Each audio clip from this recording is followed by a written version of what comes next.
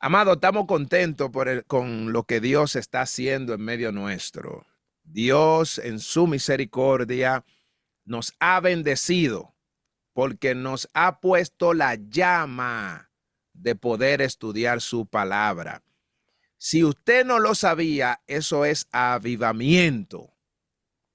Avivamiento es cuando hay hambre y sed de la palabra de Dios. Avivamiento es cuando usted, aunque esté cansado, usted dice, yo necesito conocer más de Dios. Aleluya. Y usted y yo somos dichosos, mi amado. ¿Por qué? Porque estamos de manera constante estudiando su palabra, Gloria a ti. aprendiendo a conocer a Dios de la manera que Dios se reveló. Dios se reveló a través de su palabra. Toda Amén. la humanidad lo puede conocer.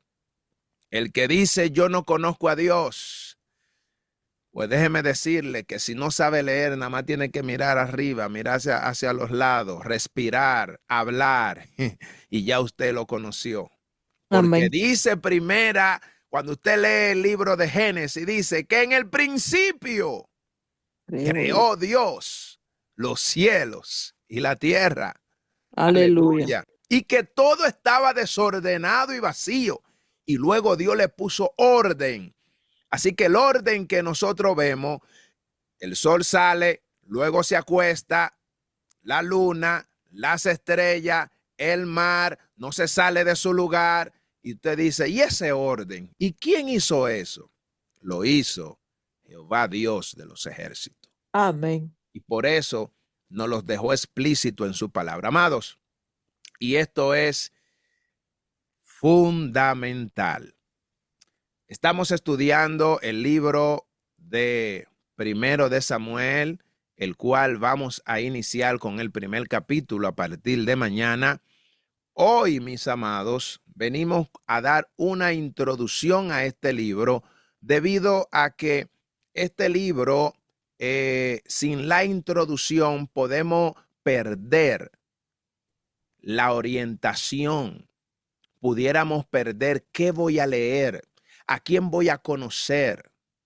Yo pregunto, ¿alguien sabe quién es el profeta, el vidente Gad? ¿Alguien sabe quién es Gad, el vidente? Yo pregunto, ¿alguien sabe quién es Samuel? Sí, Sí, Samuel sí. el profeta. ¿Usted vio? Sí, Exacto. Samuel, el hijo de Entonces, Ana. exacto, ve. Entonces, si yo le digo que Gad era el único que tenía la misma condición de Samuel, y nadie lo menciona, y todo eso lo podemos ver en esta introducción para que usted sepa de qué se trata. Es bueno siempre introducir el libro porque también podemos conocer temas. Por ejemplo, usted va a poder conocer en cuánto está dividido este libro. ¿Por qué se le llamó primer libro de Samuel? ¿Por qué existe primero y segundo libro de Samuel? ¿Alguien sabe por qué? No. Entonces, En todo la es, sorry. diga. No, ya pensé que era una pregunta y es una Sí, sí, pregunta retórica. fue una pregunta retórica, pero si usted lo sabe, lo puede decir. No tengo mucha claridad, pero sé que cuando se hizo la Septuaginta, ahí fue cuando se separó el libro de Samuel, porque realmente era un solo libro y se hicieron dos tomos en la Septuaginta. ¿Y usted sabe por qué fue que se hicieron dos tomos cuando se hizo la Septuaginta? Eh, no, Ok.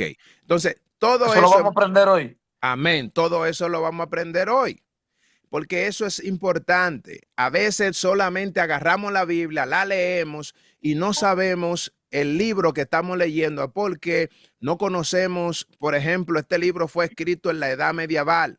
Y usted dice, ¿qué es eso? ¿Cuándo fue eso? ¿Quién gobernaba en ese tiempo? ¿Por qué se escribió? Todas estas cosas son importantes.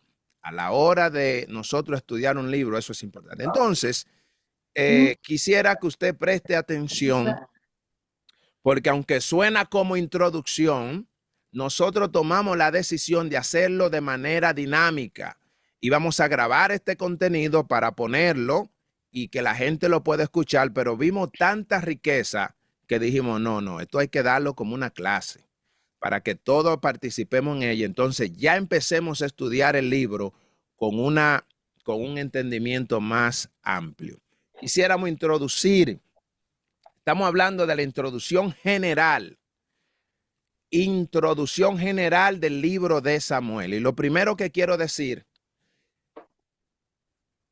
la mayoría de nosotros como creyentes, cuando vamos a leer el libro, decimos, voy a leer Primera de Samuel o Segunda de Samuel. Y lo primero es, mi amado, que queremos corregir, que no es Primera de Samuel. Es el primero de Samuel, porque es un libro que usted está leyendo y él se enumera como tal. Y se trata de un profeta que fue masculino. Entonces, es primero de Samuel, no segunda ni primera de Samuel. Entonces, vamos a hacer una introducción general. ¿Qué quiere decir con la introducción general? Vamos a abarcar el segundo libro.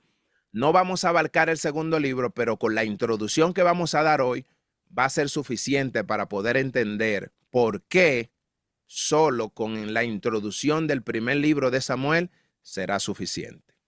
Hablaremos de su contexto, como siempre, hablamos de la parte histórica, ¿verdad? Y cultural, lo cual siempre trae riqueza en el conocimiento. Y se me pasó. ¿Por qué primero y segundo de Samuel eran un solo libro? Que era lo que decía el hermano Lázaro. En el texto hebreo, estamos hablando del texto original. En el texto hebreo, dice que el texto hebreo original, el Tanakh, es Tanakh, la Biblia que utilizan los judíos, es la Tanakh. Samuel era un solo libro, llamado simplemente Samuel, o en hebreo que se lee Shemuel. Así también ocurre con los libros, por ejemplo, cuando usted mira el libro de Reyes, el libro de Crónicas, en el hebreo es un solo libro. No existen dos. Ahora nosotros vamos a explicar por qué razón en la Septuaginta y posteriormente la traducción al español, nosotros tenemos primero y segundo libro. Lo vamos a explicar. Ok. ¿Cuándo y por qué se dividió este libro? Es importante siempre las preguntas. La división surgió por razones prácticas al traducir el libro al griego. Dígalo conmigo. La división surgió por razones prácticas al traducir el libro al griego. Del hebreo al griego. Por esta razón, primeramente, es que se hace la división del libro. ¿Qué sucede? Que la tradición griega del Antiguo Testamento se le llamó Septuaginta. La Septuaginta fue hecha en el siglo III.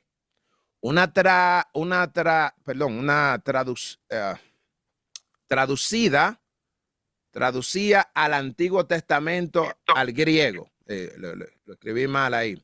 Ok, al hacerlo, el texto se alargó considerablemente. Oiga, ¿por qué? ¿Sabe por qué se alargó? Porque el griego usa palabras y usa más palabras y ocupa más espacio que el hebreo. Imagínense, en ese tiempo, vamos a ver más adelante, que se escribía era en papiro. En la época medieval, cuando se escribió la Septuaginta, que fue aproximadamente en el siglo III antes de Cristo, en ese tiempo se utilizaba el papiro. El papiro era una planta que se tomaba precisamente del río Nilo. Entonces, lo que ellos hacían cuando escribían era que lo ponían en rollo, ¿verdad? Lo envolvían en rollos. Entonces lo que existía era un rollo. Vamos a suponer, cuando usted buscaba el libro de Samuel, usted encontraba un rollo. Ahora, en el hebreo, las letras eran más pequeñas, por ende, el libro era más pequeño. Cuando se hace la traducción, como decía el hermano Lázaro, a la Septuaginta, entonces se utiliza para que la persona, para que el lector pueda leer mejor, lo que se hace es que se divide el libro. ¿Por qué? Porque era más grande. Ya el rollo era incómodo, incluso cargar con un solo rollo. Recuérdese que en ese tiempo había que mantener los textos sagrados guardados, ya que cuando ya se pasó al papiro, el papiro por lo menos en esa época podía durar entre 1500 a 2500 años, dependiendo de dónde se tomara el papiro. El papiro que era tomado de Egipto, que allá donde estaba el río Nilo, era el papiro de mayor calidad.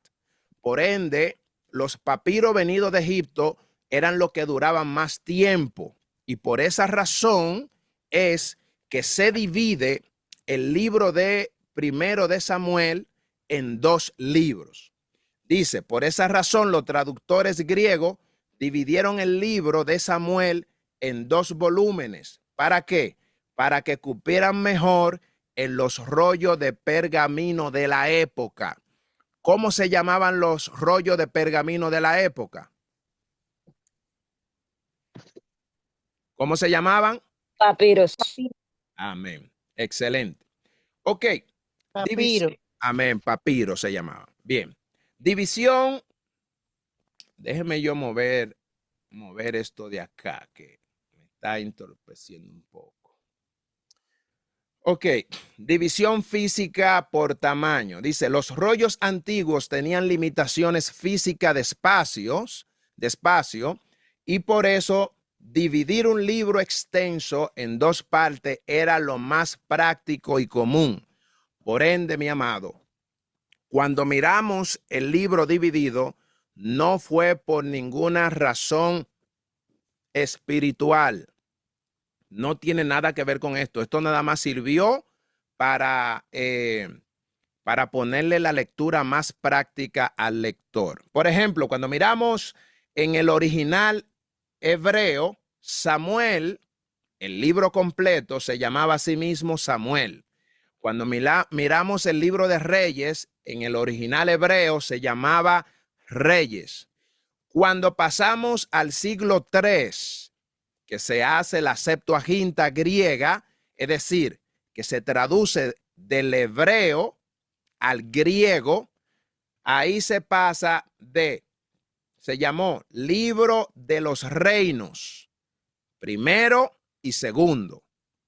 Y más adelante vamos a ver cómo fue que se dividió este libro. Ok. Por ejemplo, cuando el libro de Reyes se llamó Libro de los Reinos, tercero y cuarto. Así es que se llama en la Septuaginta. En el original hebreo se llama simplemente Reyes. Ahora, cuando nosotros miramos en el español actual, lo que nosotros manejamos ahora, ahí usted encuentra primero y segundo de Samuel. Ahí usted encuentra primero y segundo de Reyes. Usted va a encontrar primero y segundo de Crónica. Todo eso fue posteriormente en la traducción griega. ¿Nos vamos entendiendo? ¿Me estoy dando a entender? Amén. Amén. ¿Están aquí conmigo todos? Solo Lázaro. Amén, amén, amén, amén. Amén, amén, amén. Amén, hermano. Amén, Todo amén, claro, todo amén. claro. Amén. Aquí estamos conectados. Excelente. Seguimos. Dice, Amén, amén. ¿cuándo se optó esa división en la Biblia cristiana? La división en primero y segundo de Samuel fue adoptada formalmente en las Biblias cristianas durante la Edad Media. especialmente con la tradición de la Vulgata latina, que era lo que le estaba mencionando. La Edad Media fue el período que contempla, por ejemplo, al final del Imperio Romano, ¿verdad? Que fue el imperio más largo que hubo en toda la historia de la humanidad. El imperio más grande que existió fue el Imperio Romano. Y esto duró más o menos casi 700, 800 años, según los historiadores. Así es que en este tiempo es cuando se hace la división de este libro. Las Biblias hebreas hasta hoy siguen considerando a Samuel como un solo libro, al igual que Reyes y Crónicas. Esto es importante. Cuando nosotros miramos la traducción original, ellos no han variado. Es decir, la única razón por la cual hoy en día tú y yo tenemos primero y segundo de Samuel, primero y segundo de Reyes, primero y segundo de Crónicas, es precisamente porque la traducción griega tiene más letras y ellos utilizaban un molde de letra que también era en mayúscula, y esto lo hacía todavía que sus letras ocupen más espacio y por ende el libro sea más extenso. Y esto fue lo que provocó que ellos tuvieran que dividir el libro. Ahora, en el periodo histórico, el libro primero de Samuel se sitúa entre el final del periodo de los jueces y el inicio de la monarquía de Israel. Todos conocemos y estudiamos esa parte, ¿verdad? Recordemos muy bien que al finalizar el libro de los jueces, nosotros vimos ahí el libro de Ruth, que más adelante también se lo voy a mencionar, y después es que inicia la monarquía de Israel. Abarca aproximadamente unos 1100 años hasta 1100 al 1010 antes de Cristo. Israel estaba en una crisis espiritual, como política y moral. No había un rey en Israel. El último versículo del capítulo 21 del libro de Jueces lo explica. ¿Usted se recuerda cómo dice ese libro? ¿Se recuerda lo que dice Jueces 21, versículo 25? El último. En ese tiempo no había rey y todos hacían lo que bien les parecía. Bueno, sí. Amén, exactamente. En estos días no había rey en Israel y cada uno hacía lo que bien le parecía. Eso lo vimos muy bien. Así que el sacerdocio estaba corrompido. ¿A qué nivel estaba corrompido el sacerdocio en ese tiempo? ¿Quién hace memoria del tiempo del libro de Samuel? ¿Qué pasaba ahí? ¿Qué pasaba? ¿Por qué el sacerdocio estaba corrompido? ¿Se recuerda? Los hijos de Elí. ¿Se recuerdan los pecados que cometían los hijos de Elí? Sí. ¿Dónde están la gente que leen Biblia? Sí, recordamos, ellos cogían más de la porción que les tocaba. Amén. Cuando hacían los sacrificios. Exactamente. Los hijos de Elí se aprovechaban de la posición como y sacerdotes. Se acostaban con las mujeres que guardaban el templo. Exactamente. Exactamente. Así mismo. Dice que ellos aprovechaban su posición como rey para tomar para sí la mejor porción de las partes de los sacrificios que ofrecían en el tabernáculo, en lugar de seguir las instrucciones que Dios había dejado. ¿Se recuerdan como Dios le había dicho en el libro de Levítico? Que la grosura que fuera quemada era para Jehová. ¿Y qué hacían ellos? Tomaban la grosura para ellos, cogían el garfio y le decían a los que estaban ahí, le decían, dame la mejor grosura para mí. Así que el sacerdocio estaba totalmente corrompido. El pueblo estaba espiritualmente confundido y también estaba dividido. El libro describe la transición de una teocracia, es decir, Dios como rey, a una monarquía humana. Cuando hablamos de teocracia, estamos hablando de Jehová Dios gobernando. Porque aunque el pueblo estaba pasando por toda esa circunstancia, era Jehová que permitía el ciclo repetitivo que había en Israel. Ellos pecaban, Jehová permitía la opresión. ¿Se recuerdan? Después ellos, ¿qué hacían? Clamaban. Clamaban y Jehová, ¿qué hacía? Le mandaba un libertador. Y eso era el gobierno de Dios. Ahora, ellos se cansaron de eso. En este libro lo vamos a ver. Se cansan de eso y quieren una monarquía humana. Y se establece por primera vez en Israel a un hombre como rey de Israel. Y eso lo vamos a estar también mirando. ¿Qué conexiones tiene este libro con Jueces, Ruth y Primero de Samuel? Por ejemplo, el libro de Jueces describe un ciclo repetitivo de pecado, opresión, clamor y liberación. Eso nosotros lo estuvimos mirando. Idolatría. El pueblo adoraba a Dios, ¿como a quién? A Baal y Astarot. Había sincretismo. Todos se recuerdan de esta palabra, que era una mezcla de adoración a Jehová, cuando ellos cogían las costumbres paganas para mezclarla con la costumbre hebrea. Había corrupción sacerdotal. Ustedes se recuerdan el caso de Micaía y el levita, que sin un llamado verdadero fue a fungir un papel como sumo sacerdote. Había falta de revelación profética. Dios no hablaba frecuentemente al pueblo, pues estaban en rebeldía total. Eso fue con el libro de Jueces. Ahora, después pasamos al libro de Ruth. Sucede que en esos días gobernaban ¿quién? Los jueces. Aunque hay caos nacional, Dios preserva una historia de fidelidad y redención personal, utilizando a Ruth y a Boaz, que se convierten, oiga esto, en el eslabón clave para la genealogía del rey David, quien traerá el orden a Israel. Por eso este libro, aunque pequeño, mis amados, es un libro que hace conexión, es el eslabón, es el puente. Sin ese libro no entendiéramos de dónde va a surgir Isaí, de dónde va a surgir David y posteriormente de dónde iba a surgir el Mesías.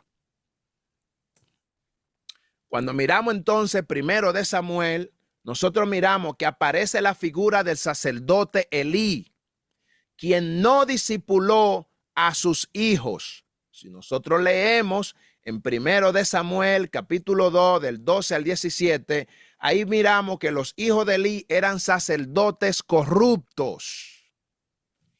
El pueblo estaba confundido espiritualmente. ¿Por qué estaba confundido el pueblo? Porque si ellos eran los sumos sacerdotes que tenían que establecer el orden y ellos eran los primeros corruptos, eso traía confusión. Dice el texto, la palabra de Jehová escaseaba en aquellos días. No había visión con frecuencia.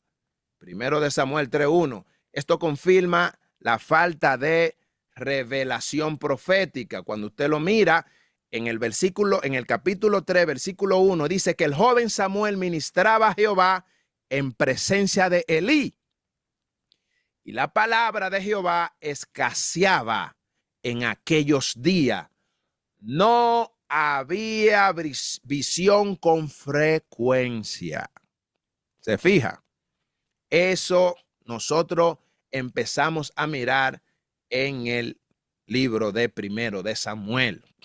¿Cuál era la situación cultural y religiosa que tenía? Era la cultura cananea y la filistea influenciaban constantemente al pueblo. Estamos hablando que el pueblo estaba siendo influenciado por dos culturas paganas totalmente, que no adoraban a Dios. Así que había idolatría, había sincretismo, había corrupción sacerdotal y la falta de revelación profética. Eso es lo que dice el texto. Primero de Samuel 1 dice que Samuel ministraba a Jehová en presencia de Elí y la palabra de Jehová escaseaba en aquellos días. No había visión con frecuencia. Dios levanta nuevos líderes proféticos y ungidos para traer dirección. ¿Y a quiénes utiliza Dios? ¿Utiliza a quién? A Samuel, que son los personajes principales que vamos a ver aquí. A Samuel, utiliza a Saúl y utiliza a David. Ahora bien, aquí vamos a hablar de esto muy importante. Preste atención, porque cuando hablamos del autor, el propósito y la fecha, a veces se cree como que esto es algo muy por encima, que no le tengo que poner atención. Y le voy a decir, en este libro sí hay que prestarle atención a este punto. Dice que tradicionalmente se le atribuye este libro a Samuel, junto con los profetas, ¿quién? ¿Cómo dice ahí? Gad y Natán. Gad y Natán. Ahora, ¿sabía usted que este libro se le había atribuido a Gad también y a Natán? No. Ahora yo quisiera que alguien me busque Primera de Crónicas, capítulo 29, versículo 29. Yo lo tengo más adelante, pero yo quiero que usted lo tenga ahí. Búsquelo, por favor, y el que lo tenga me dice amén. Dice, ¿lo tiene? Amén. Ok, le digo ahora para que lo diga. Dice, es posible que varios escribas hayan recopilado y editado los textos. La fecha de redacción fue escrita posiblemente entre el año 1000 y 900 antes de Cristo. Eso es lo que se cree, se estima que se hizo la fecha de redacción del libro. Ahora, léame Primera de Crónica, por favor, capítulo 29, versículo 29. Y los hechos del rey David, primeros y postreros, Ajá. están escritos en el libro de las crónicas de Samuel Vidente, ¿Cómo? en las crónicas del profeta Natán y en las crónicas de Gad Vidente. Wow. ¿Está mirando? O sea, ¿qué significa esto? Dice que los hechos del rey David,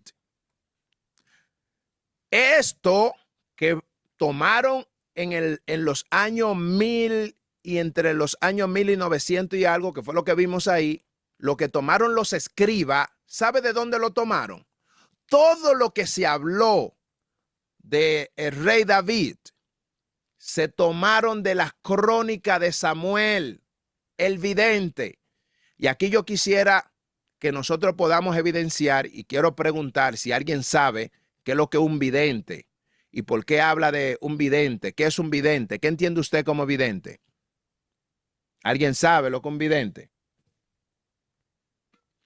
Una persona Una ciega. persona que ve, que predice el futuro, que puede ver el futuro. Ok, Sí.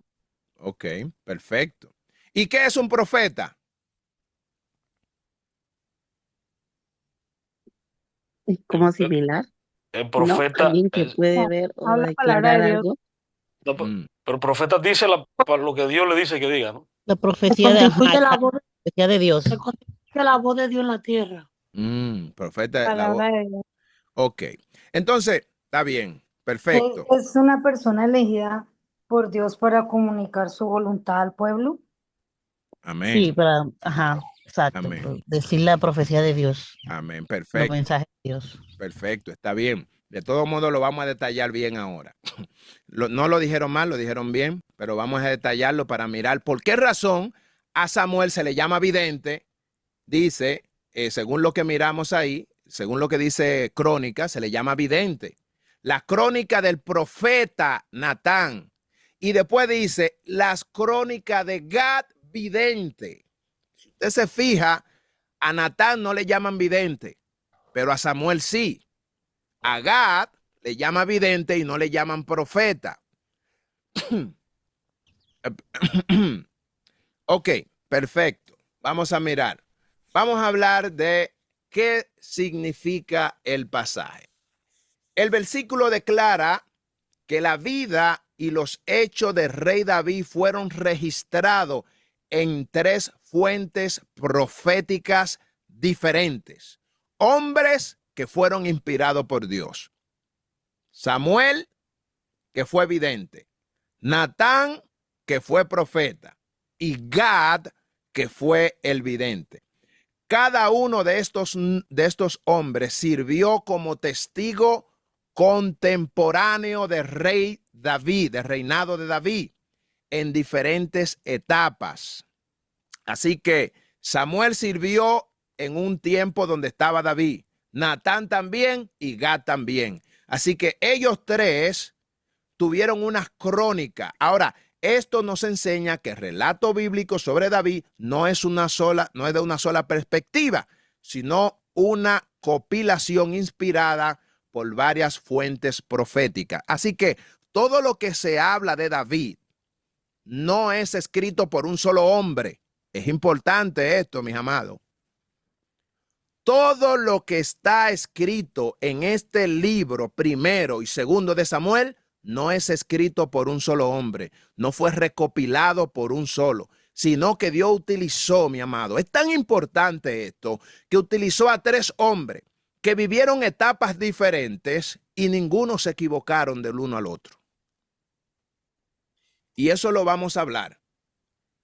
El título de Samuel, de Natán y Gad, a Samuel vidente. ¿Vidente por qué?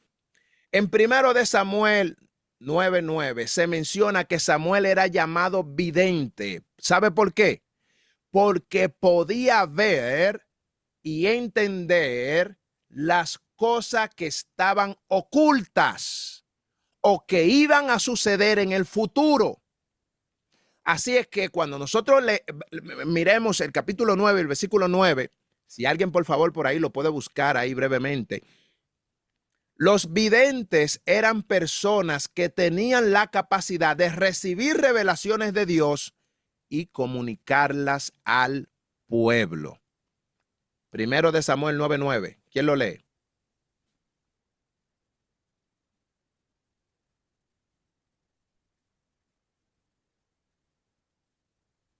¿Nadie lo tiene?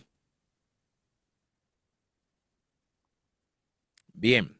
1 de Samuel 9:9 dice, antiguamente en Israel, cualquiera que iba a consultar a Dios decía así, venid y vamos al vidente, porque al que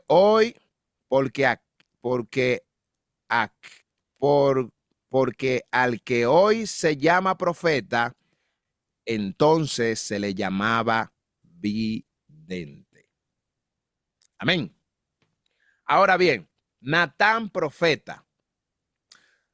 Natán es llamado profeta en la Biblia porque recibió mensaje de Dios y los comunicó al rey David, al pueblo de Israel. Natán jugó un papel importante en la historia de Israel, ya que confrontó al rey David por su pecado con Betsabé y le comunicó la promesa de Dios de establecer una dinastía eterna a través de la descendencia. Es decir, si usted se fija, el profeta llegó con un mensaje directamente de Dios y se lo da al rey David.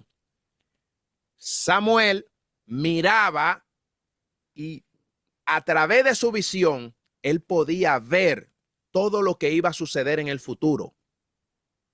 Y por eso, desde que Samuel llegaba, le preguntaban a Samuel, Samuel, dime, ¿qué tú ves? ¿Qué va a pasar? Dime, ¿qué tú entiendes? Por eso, en una ocasión, el rey Saúl trató de ir y buscar a Samuel para que Samuel le dijera, porque él sabía que Samuel era vidente, él podía ver mucho más allá, no solo profeta, no solo comunicaba el mensaje de Dios, sino también que podía ver, trasladarse. Ahora, Gad, ¿por qué a Gad se le llamó vidente y no profeta? Vidente es Gad vidente. Gad es llamado vidente en la Biblia porque podía recibir revelaciones de Dios y comunicarla al rey David. Gad jugó un papel importante en la vida de David, ya que le proporcionó orientación y consejos en momentos críticos. Diferencias entre vidente y profeta. Un vidente era alguien que podía ver y entender las cosas que estaban ocultas o que iban a suceder en el futuro. Los videntes podían recibir revelaciones de Dios y comunicarlas al pueblo. En cambio, el profeta era alguien que recibía el mensaje de Dios y lo comunicaba al pueblo. Los profetas podían hablar en nombre de Dios y guiar al pueblo en su relación con él. ¿Estamos más claros ahí? Amén. O sea que la diferencia simplemente es que el profeta habla al pueblo y el vidente hablaba al rey. ¿Estoy en lo cierto? No, aún más allá. No, El y vidente, yo, Hacía las dos cosas. el vidente tenía la opción de hacer las dos cosas, solo que como vidente, él solamente miraba. Ustedes recuerdan el que cuando futuro, Samuel iba a profetizar, él no tenía que decir como hacían los profetas, déjame ir a hablar con Jehová para ver lo que Jehová me dice. Samuel llegaba y él podía hablar porque él era vidente. Él podía mirar y entender las cosas que habían detrás. Cuando tú mirabas, por ejemplo, tú mirabas al pueblo que era mucho y, ¿cómo se dice? Los guerreros que tú tenías eran pocos y los contrarios eran muchos. Samuel podía mirar a través del don que él tenía, si con eso poco tú ibas a poder luchar sin tener que ir a consultar a Jehová, porque eso era algo que él tenía de parte de Dios. Él podía mirar lo que había detrás, pero también podía recibir un mensaje de parte de Dios y darlo al pueblo, que era lo que hacía el profeta. Más claro. hermano Jorge. Sí, Entonces, eh, Samuel podía comunicarle al pueblo lo que Jehová le decía que le dijese. Y al mismo tiempo él podía ver el futuro delante de lo que se le estaba planteando. Por ejemplo, cuando exactamente. iban donde él para buscar respuesta, él no decía voy a consultar a Jehová, porque ahí mismo eran abiertos sus ojos. Quiero aclarar, hay momentos que Samuel fue y consultó a Jehová. Entonces, Sí, lo entendemos. ok, hay momentos que él fue y consultó, pero hubieron otros momentos que no lo hizo. Ahora, todos los profetas que solamente, que no eran videntes, que solo eran profetas, ellos lo que comunicaban un mensaje, ellos estaban en la montaña, Jehová le Sí, amén, hablaba y ellos bajaban, amén. así dice Jehová. Ok, por ejemplo, cuando llegó Sí, Natán llegó con un mensaje de parte de Dios y le dijo a David, así dice Jehová, pam, pam, pam, pam. Pero Samuel Samuel. podía mirar lo que estaba pasando y a través de lo que estaba sucediendo, él podía mirar qué iba a suceder mañana.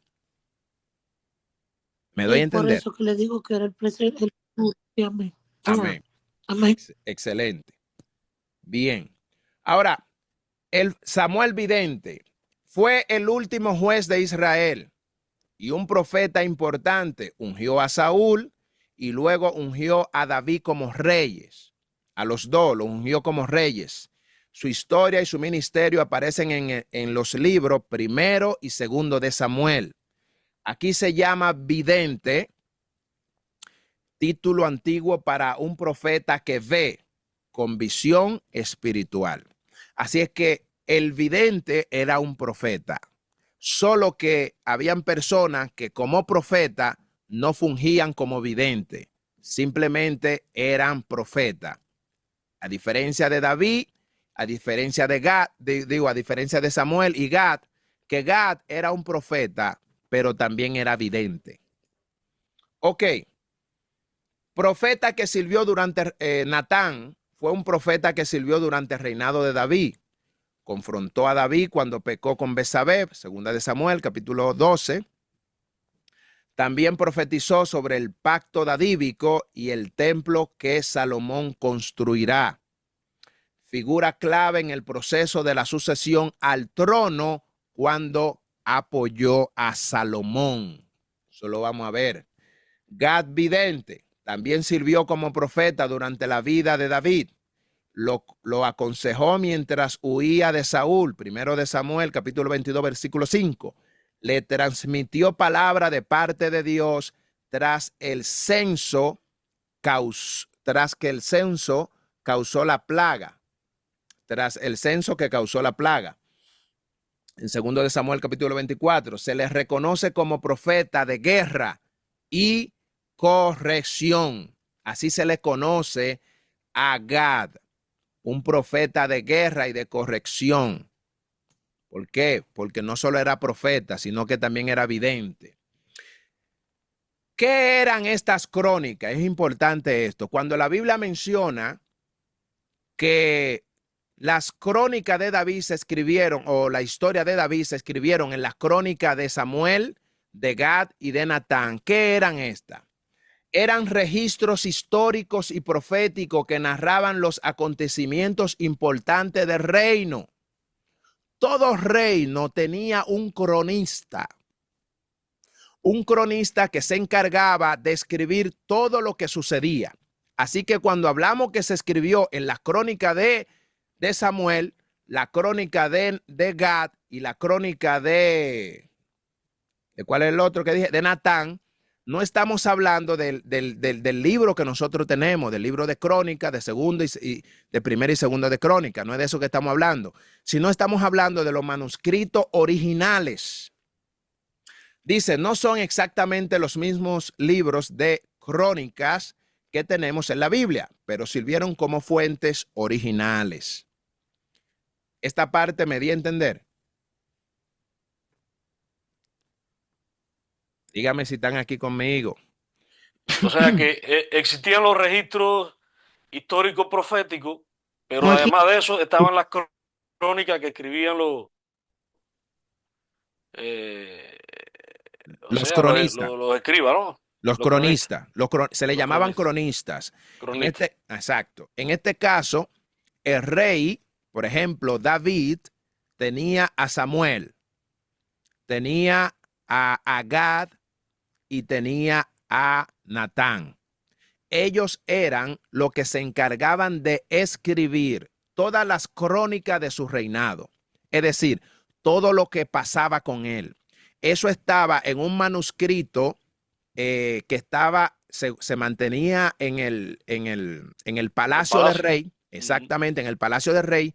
Ya cuando se iba a escribir el libro, el texto sagrado, de ahí es que toman los escribas, de ahí es que toman y hacen la cronología de todo, porque imagínense, Gad escribió una cosa, Natán escribió otra, Samuel escribió otra. Ahora ellos tuvieron que juntarse para poner en cronología. Para armar el libro. Para armar el libro, exactamente. Exactamente. Ahora, ¿cuál es la estructura temática del libro? Nosotros vamos a mirar, este libro está compuesto en 3 libros, de manera, en 3 secciones. Estamos hablando del primer libro de Samuel. Está dividido en 3. Desde el capítulo 1 al capítulo 7 trata sobre el ministerio de Samuel. Usted va a ver en el primero que vamos a ver mañana, la oración de Ana y el nacimiento de Samuel. Vamos a mirar la corrupción del sacerdocio de Elí y sus hijos, la derrota de Israel y la pérdida del arca, Samuel como juez y el intercesor profeta. Todo eso lo vamos a ver en la primera división del libro, que está compuesto desde el capítulo 1 hasta el capítulo 7. Ahora, desde el capítulo 8 hasta el 15, ese capítulo trata sobre el reinado de Saúl. El pueblo pide un rey como las demás naciones. Saúl es ungido, pero desobedece. Dios lo desecha por su orgullo y por su desobediencia. Si usted mira, no se está hablando de David. Se está hablando de Saúl. ¿Ok? Eso es en el primer libro hasta el capítulo 15. Ahora, del capítulo 16 hasta el 31, miramos que David es ungido en secreto. Enfrenta a Goliat por fe, no por fuerza. Saúl lo persigue por celos. David honra a Saúl aún siendo perseguido. Y luego miramos la muerte trágica de Saúl en la batalla. Entonces, en el primer libro de Samuel, nosotros miramos es la historia del nacimiento de Samuel. Miramos el ungimiento del rey y después miramos cuando el rey muere. Todo eso está en el primer libro de Samuel. Ya el segundo libro que nosotros vamos a mirar, que en la tradición hebrea no son dos libros, sino un solo libro, se trata de el reinado de David. Enseñanza principales que tiene este libro. La obediencia es más importante que el sacrificio. Dios busca corazones, no apariencia. La unción no reemplaza el carácter. Saúl fue ungido, pero también fue rechazado. Dios habla en medio de la crisis. Samuel fue respuesta a un silencio profético. El liderazgo se gana por servicio. Y eso lo miramos cuando, de la manera en la que Samuel sirvió a Dios y en su servicio, él logró convertirse en un líder de Israel. ¿Cuáles fueron las enseñanzas principales o cuáles son las que nosotros vamos a estar mirando? Que el obedecer es mejor que los sacrificios. Vamos a mirar el peligro de querer parecerse al mundo. Israel pide un rey como las demás naciones. Dios mira el corazón, no las apariencias. Todo eso lo vamos a aprender. Así que es importante que nosotros le pongamos empeño, mi amado, a este libro. David es elegido no por su físico, sino por su corazón. El rol de la oración y la consagración. Ana es modelo de oración ferviente y promesa cumplida. Eso lo vamos a ver entre los capítulos 1 y 2. Mañana vamos a ver el capítulo 1 y pasado mañana vamos a ver el cántico de Ana. Samuel es un ejemplo de un niño consagrado desde su nacimiento. El rol del profeta como portavoz de Dios. Todo esto es parte del contenido que tiene este libro. Samuel no solo profetiza, sino que también juzga, intercede y lidera. El profeta en este libro corrige reyes y establece rumbo espiritual. La fidelidad de Dios en medio de la infidelidad humana. A pesar de la corrupción sacerdotal y la rebelión del pueblo, Dios sigue hablando y obrando. La unción no es garantía de obediencia. Y eso nosotros lo miramos porque aunque Saúl estaba ungido, no significaba que él obedecía a Dios. Saúl fue ungido, pero perdió la gracia por su rebeldía. Y luego vamos a ver que David fue ungido, pero esperó el tiempo de Dios. Y eso es maravilloso, porque cuando nosotros estudiemos el primer libro, todo eso lo vamos a ver. Así que tengo algunas preguntitas, mis amados, que quiero hacerle con un minuto nada más. Así que vamos a ver lo que están ahí para responder. Espero que también esto, aunque fui un poquito rápido, haya sido de bendición y podamos entender un poquito. Y obviamente le voy a dar en la parte final para que ustedes lo que les parece. ¿Cuándo y por qué se dividió el capítulo?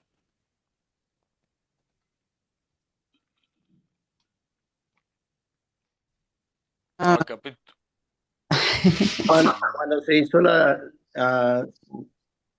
traducción del hebreo Al griego, sí. Y lo de los rollos. Amén. Excelente. Era muy largo y porque en el idioma griego se usan mucho más palabras que en el Excelente. hebreo. Entonces eso hacía que él fuera demasiado largo y para que fuera más comprensible, para que lo pudieran mantener y cargar y entender y mover, lo pusieron así. Muy bien. Gracias. La Septuaginta, ¿verdad? Hecha alrededor del siglo III,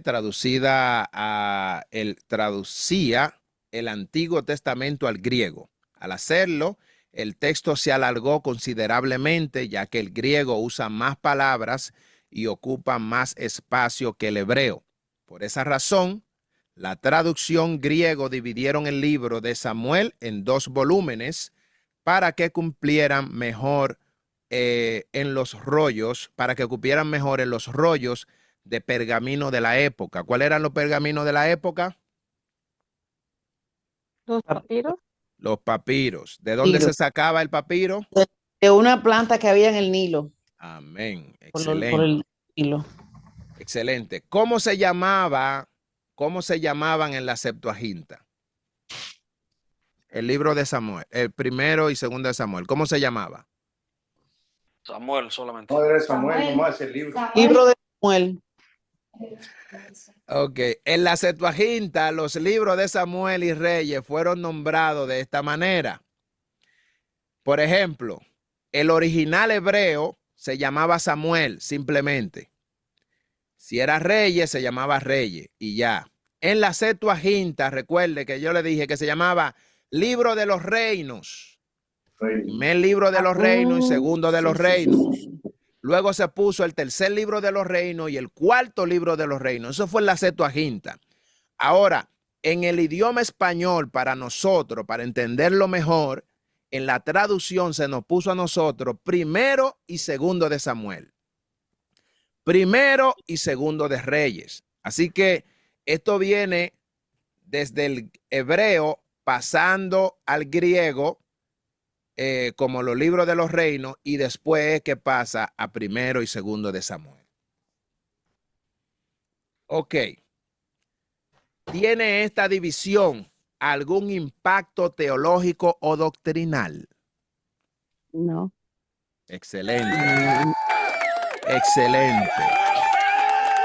Pregunto ahora, ya que respondió muy bien, ¿por qué? Porque simplemente se hizo por lo que se respondió el primero. Excelente, mi amada. Muy bien, muy bien. La respuesta es no. La división es puramente técnica y organizativa, no doctrinal. El contenido no cambia. La inspiración divina del texto se mantiene. Lo que cambia es solo la manera en la que se presenta en dos partes para facilitar el estudio y la lectura. Excelente. ¿Por qué es útil la división para nosotros hoy? Está muy fácil. La podemos entender mejor, comprender. Más fácil de estudiarlo. Amén. Amén. Diga, hermana. Decía que era más fácil para manejarse. Exactamente. Imagínese usted exactamente. Fue importante porque si no se hubiera dividido el libro, usted se imagina de qué tamaño fuera la Biblia de nosotros ahora mismo. Facilita la lectura y el estudio en secciones temáticas.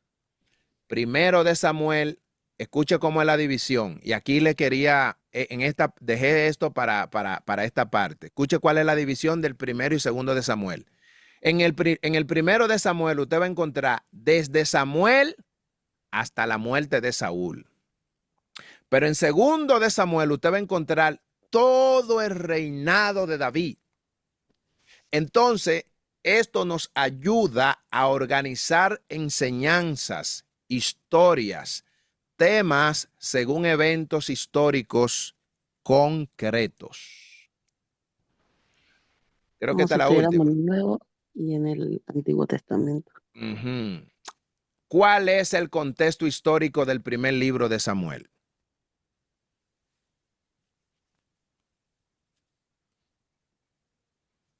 Históricamente, recuérdese.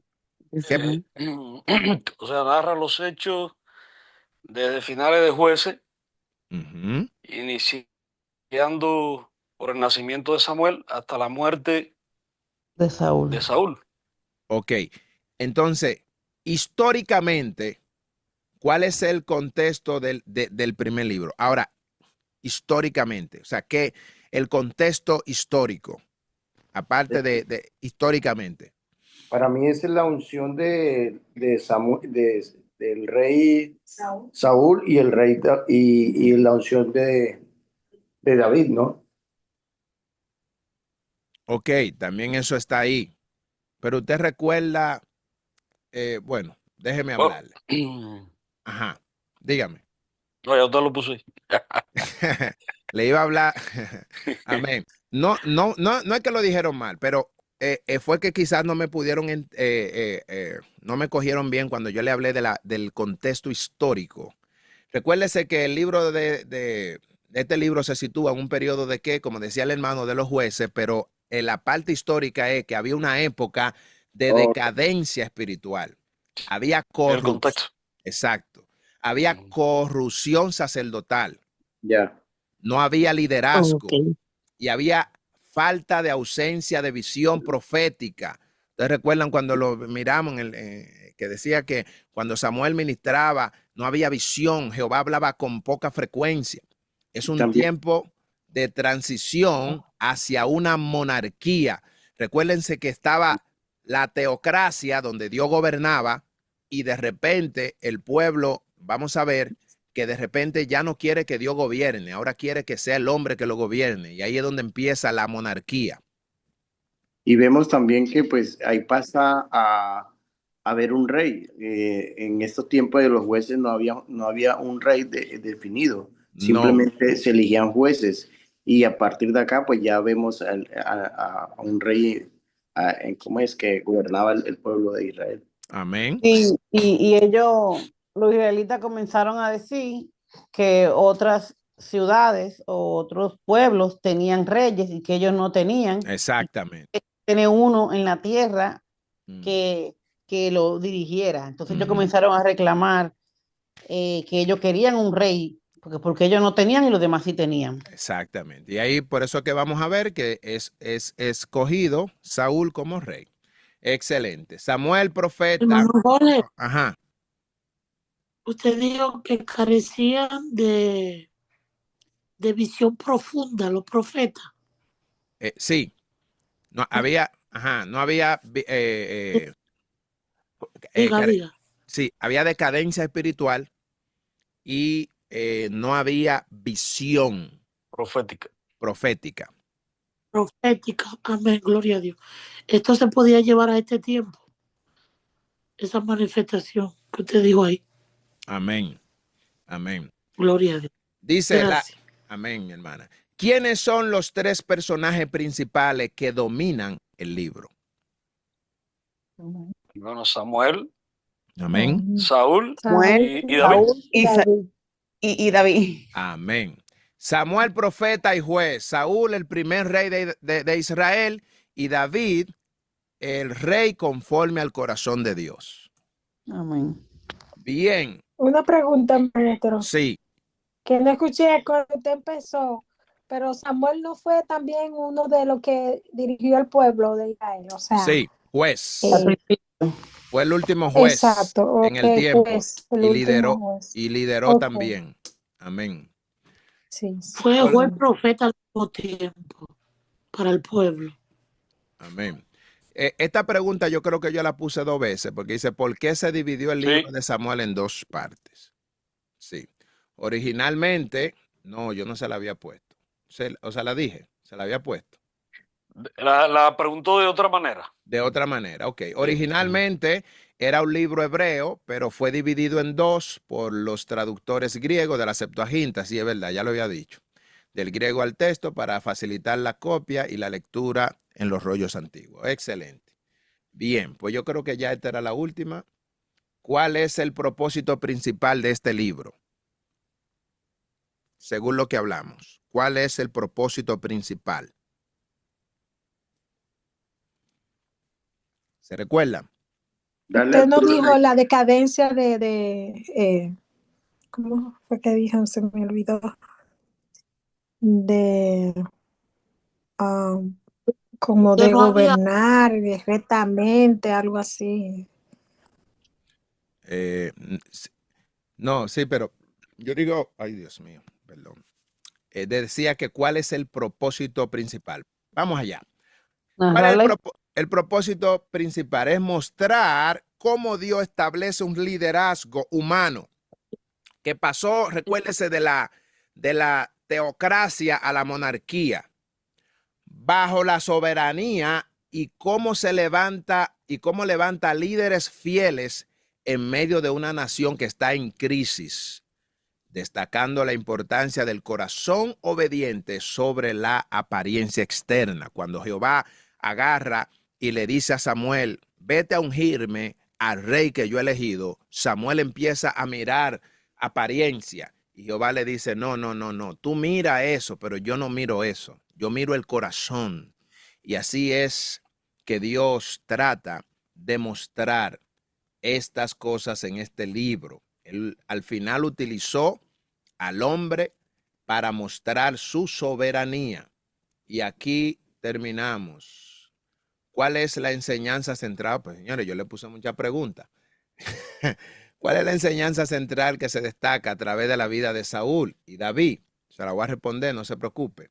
Que la obediencia a Dios es más importante que los sacrificios o las apariencias. Saúl fue rechazado por desobedecer, mientras que David, a pesar de sus errores, fue aprobado por tener un corazón conforme al de Dios. Y ya esa es la estructura del libro. Capítulo del 1 al 7, ministerio de Samuel. Capítulo del 8 al 15, el reinado de Saúl. Capítulo del 16 al 31, el ascenso de David. ¿Por qué primero de Samuel era un solo libro? El texto hebreo original, Samuel era un solo libro. Posteriormente del texto se dividió en dos. Y dice la división surgió por razones prácticas al traducir al griego. Ya esa parte yo también se la dije. ¿Cuáles son los temas clave del libro? La obediencia es más importante que los sacrificios. Y las enseñanzas principales que tiene el libro es que la obediencia es más importante que el sacrificio. Dios busca corazones, no apariencia. La unción no reemplaza el carácter y Dios habla en medio de la crisis. Ya esas dos partes realmente ya se le había dicho. ¿Cuál es el propósito de este libro? Es mostrar cómo Dios establece el liderazgo humano bajo su soberanía. Ay, señores, les repetí la cosa dos veces. Personaje destacado. Ya lo sabemos que fue Samuel, fue un juez y profeta, Saúl, el primer rey de Israel, y David, ungido por Dios. Conclusión de esta clase, mis amados. El libro de Primero de Samuel no es simplemente una narración histórica.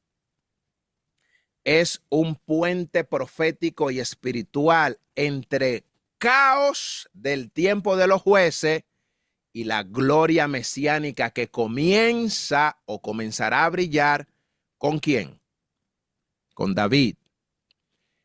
En él vemos cómo Dios interviene en medio de confusión nacional, levantando voces. Ustedes recuerdan cómo estaba el pueblo vuelto loco en ese tiempo. Lo vamos a ver, el pueblo vuelto loco. No hayan qué van a hacer con el filisteo este, ¿cómo se llamaba? Sansón. No, Sansón no. Goliat. Goliat, gigante. El pueblo estaba en una confusión nacional, había, levantando voces, estableciendo reyes y mostrando cómo el liderazgo humano no solo tiene sentido si está bajo su soberanía. Dios agarra a este chamaquito y destruye el miedo que le estaban poniendo los filisteos. Samuel, Saúl y David no son personajes históricos, no solamente son personajes históricos, representan las decisiones del corazón humano ante el llamado de Dios. Así que cuando miremos esto, no lo miramos solo como historia, miremos cómo Dios, cómo representan las decisiones del corazón humano ante el llamado de Dios. Samuel representa, ¿sabe qué? Representa obediente y sensible a la voz divina. Saúl muestra cómo la desobediencia y el orgullo cierran las puertas del propósito. Y David refleja que aunque imperfecto, Dios honra al que tiene un corazón conforme al de él. Esta parte, hermano, la vamos a sacar del estudio de este libro. Dígame, mi hermana. Escuchando esta parte, yo sé que se ha dicho que vamos a ser prudentes con el tiempo. y mire lo específico que ha salido. ¿Por qué hoy en día esta palabra es tan debatida en medio del pueblo de Dios, especialmente en las iglesias, cuando dice que Dios busca corazón, no apariencia? Y otros entienden que es un conjunto de todo. Por eso estamos estudiando la Biblia en su contexto, para nosotros entonces no solamente llevarnos de lo que cualquier otra persona repite, sino que a través del conocimiento bíblico nosotros tengamos un corazón bien estructurado, un conocimiento bien fundamentado, que nadie te va a hacer mover porque tú lo vamos a estar viendo a través de la escritura. Dice, este libro nos enseña que Dios sigue levantando a hombres y mujeres en tiempo de decadencia. La obediencia es la llave que abre las puertas del propósito. La unción no sustituye al carácter. Dios escoge a quien quiere, no porque aparenta, sino por lo que hay dentro. Amados, Dios les bendiga, Dios les guarde. Esto ha sido todo en cuanto a la introducción de este libro. Me le tomé unos minutos, pero se lo debía. God bless you. Si alguien tiene algo que decir, que preguntar, entonces ahora es el tiempo. Sí, quería decirle, preguntarle, usted hizo una introducción acerca del libro, pero eso quiere decir que todo está ahí ya, está narrado, ¿verdad? Repita. No completamente así profundamente, pero más o menos la parte principal. Lo más esencial, lo más esencial. Ahora lo vamos a ver a Exactamente. profundizar. Sí, Cada tema va a ser profundizado ahora. Exactamente. Va a sacar su propia. Exactamente. Hoy vimos una introducción general. No solamente una introducción general para nosotros saber qué vamos a aprender, qué vamos a ver, pero también conocer puntos importantes que estuvimos debatiendo durante la introducción del libro. Y esto lo hacemos para despertar un poco más el interés a la hora de estudiar, que usted sepa que esto no es un mensaje que estamos dando, esto es enseñanza, esto es conociendo la razón, el porqué de las cosas, y esto es importante. Y ustedes también es bueno que se hagan muchas preguntas y nos hagan muchas preguntas. Los maestros que vienen, si usted no sabe algo, pregunte, que si no podemos responder, lo anotamos y al otro día lo buscamos, pero el propósito es ese, que podamos llegar al entendimiento del libro. Que este libro no pase y nosotros quedemos de que, ay, no sé qué hay en el libro de Samuel. No, que usted sabe ya que el libro está dividido, que el primer libro que nosotros estamos mirando de Samuel trata específicamente del nacimiento de Samuel. ¿Trata de qué? Del ungimiento de Saúl. ¿Trata de qué más? De la muerte de Saúl. Y después miramos a David ungido como rey. Bueno, ungido como rey y después la muerte de Saúl. Pero ya en el segundo libro vamos a ver es el reinado de Samuel. Entonces, de esa manera nosotros nos permite poder tener... El reinado de David. El reinado de David. Gracias, ministro. El reinado de David. ¿Ves?